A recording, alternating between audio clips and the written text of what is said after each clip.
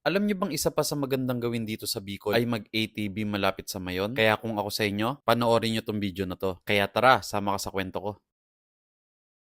Pagkatapos nga naming manggaling sa Albay Park and Zoo, dumiretso na nga kami dito sa Cagsawa Ruins. At dito nyo nga lang pala matatagpuan to sa Daraga Albay. Dito nyo nga pala makikita ang sikat na atraksyon ng lumang bell tower ng simbahan. Nasira na nga pala ang pinakasimbahan nito dahil sa pagsabog ng Bulkang Mayon noong 1814. Kaya yung bell tower na nga lang yung natira dito dahil na rin sa magandang background ng Mayon. At nakapalibot dito ang napakaraming activities kagaya na lang ng ATV. Ito nga pala ang first na ATV ni Mrs. At syempre ni Kenzo. Kaya enjoy na enjoy talaga yung dalawa. Bibigyan ko nga rin pala kayo ng tips. Once napapasok kasi kayo ng Kagsawa o yung mismong arko bago pumasok dito, marami na nga palang nag-aalok doon ng iba't ibang price list ng ATV. Para sa iba't ibang trail ngayon mga kabiyahe. Kagaya na lang ng Grassland, Kagsawa Trail, Kagsawa 360 at napakarami pang iba. Meron pa nga silang tinatawag na Black Lava Trail. Yun na nga yung area ng mga black lava o yung mga binubuga ng Mayon Volcano kapag pumuputok to. Mas malayo na nga rin yung area na yon. Kaya magtanong lang kayo na magtanong sa mga nag-aalok dahil nagbibigay sila ng iba't ibang discount. Bago nga pala magsimula, pag ATV namin ay binriefing muna kami para sa mga safety na kailangan naming malaman. Gaya na lang ng mga hand sign, kung kailangan namin mag-slow down o kung paano tatawagin yung tour guide namin kung may emergency kami at i-remind din kayo na bawal magkarerahan. At kung may mga kasama nga kayong toddler, kagaya namin, meron din silang gagamitin na safety harness na nakakabit sa inyo. Kaya hindi kayo matatakot o maiilang sa pagmamaneho. Kaya ma-enjoy nyo talaga ang pag-ATV. May dalawa nga rin palang sasama sa inyo dito. Isang tour guide at isa ding cameraman. Kaya sa mga mahihilig mag-save ng memories at nagba-vlog na kagaya ko, huwag kayong mag-alala dahil sila ang bahala sa inyo. Dahil once pala na dumating na kayo sa destination na kailangan yung puntahan, may pictorial nga rin palang magaganap. At kung hindi nyo rin alam kung anong pose ang gusto nyong gawin, huwag din kayong mag-alala dahil sila na ang bahala sa inyo. Abutan nyo na lang sila ng any amount once na natapos na ang trail. Tulong nyo na lang din sa kanila yon mga kabiyahe. Kaya kung magbabakasyon din kayo dito sa Albay, isama nyo na rin to sa itinerary ninyo. Yun lang. Thanks for watching mga kabiyahe. Please follow my page for more videos.